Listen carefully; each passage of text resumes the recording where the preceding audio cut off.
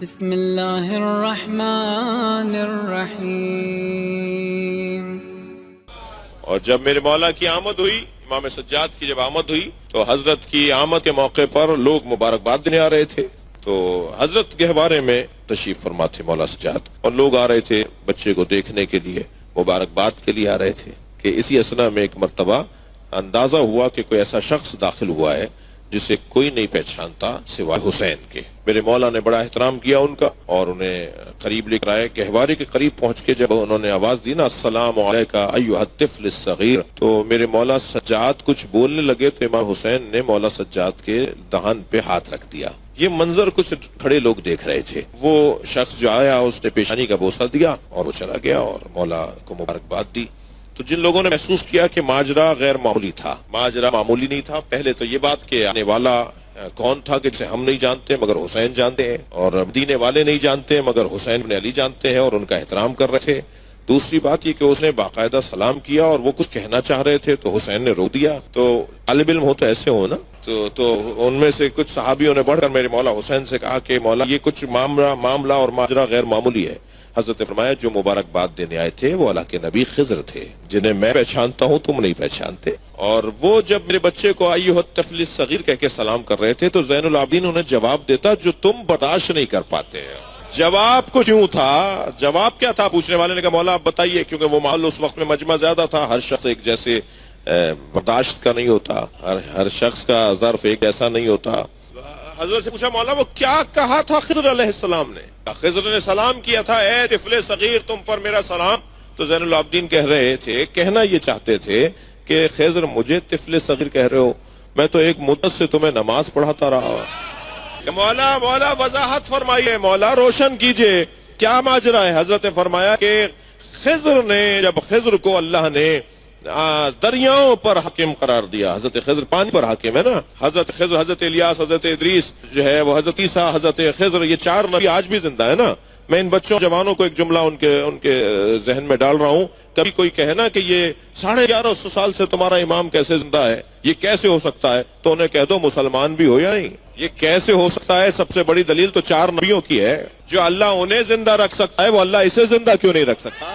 تو ہر چاروں نبیوں کو مختلف سمتوں میں، صحراؤں میں کس کو اور دریاؤں پہ کس کے۔ تو حضرت خضر نے اللہ کی بارگاہ میں دعا کی، یا اللہ ہم نماز جماعت سے محروم ہو گئے۔ توجہ چاہوں گا، کتنی فضیلت ہے نماز جماعت کی، ذرا غور کریں گے۔ یا اللہ ہمیں ایک امام عطا کر جو ہمیں نماز پڑھائے۔ تو اللہ نے سب سے پہلے خضر کو جو امام عطا کیا، انبیاء کرام سے ہوتے ہوئے اور ان سے بڑے نبیوں سے ہوتے ہوئے، حضرت خضر کو جو اللہ نے امام عطا کیا وہ مولا علی کی ذات۔ کہنے لگے یہاں تک کہ 13 رجب کو علی زمین پر آ گئے، دنیا میں آ گئے، ہم سے امام دور ہو گیا۔ ہم نے پھر دعا کی ہمیں امام دے، تو اللہ نے حسن مجتبیٰ کو ہمارا امام بنایا۔ حسن کا نور ہمیں امامت کرتا رہا، ہمیں نماز پڑھاتا رہا، پھر حسین کا نور ہمیں امامت کرتا رہا، اور پھر زین العابدین مجھے نماز پڑھاتا رہا۔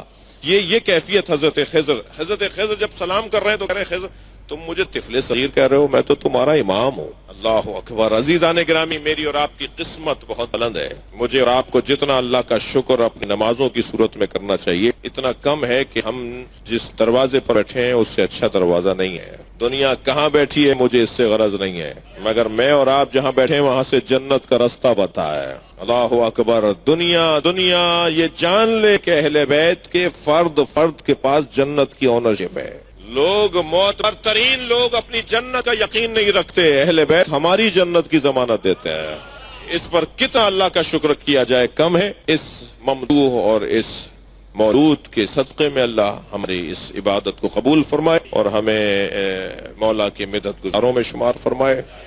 مولا کی شان میں گزشتہ جو ایک منقبت ہوئی تھی وہ اس کے چند اشعار آپ کے امام سجاد پہ۔ جی ہاں، تو جی ایک محفل میں تو آپ بھی تھے، اس سے پہلے والی وہ بھی کلام لکھا ہوا ہے، مگر میں پہلے والا سنا رہا ہوں کہ ذرا توجہ چاہوں گا کہ عرض کیا ہے کہ ایسی بھی کوئی آہنی دیوار دکھا دو، ایسی بھی کوئی آہنی دیوار دکھا دو جو قصر ستم ڈھا دے، جو قصر ستم ڈھا دے وہ بیمار دکھا دو۔ ایسی بھی کوئی آہنی دیوار دکھا دو جو قصر ستم ڈھا دے وہ بیمار دکھا دو۔ تم لوگ کیا کرتے ہو اسباب پہ تکیہ، پیسہ ہوگا دولت ہوگی، تم لوگ کیا کرتے ہو اسباب پہ تکیہ، پابند رسن دین کا معمار دکھا دو، پابند رسن دین کا معمار دکھا دو، اور جو کرتے رہے فتح کے عنوان مرتب، جو کرتے رہے فتح کے عنوان مرتب، ان قیدیوں کا قافلہ سالار دکھا دو، جو کرتے رہے فتح کے عنوان مرتب، ان قیدیوں کا قافلہ سالار دکھا دو، اور میدان شجاعت میں یا میدان صبر میں، میدان شجاعت میں یا میدان صبر میں اس گھر میں کوئی فرد بھی فرار دکھا دو، اور ہاتھوں میں ایک دو شعر چھوڑ رہا ہوں کہ یہ صبر کی تلوار ہیں اور حلم کے اسباب، یہ صبر کی تلوار ہیں اور حلم کے اسباب، آلے نبی سا دہر میں کردار دکھا دو، اور اس سے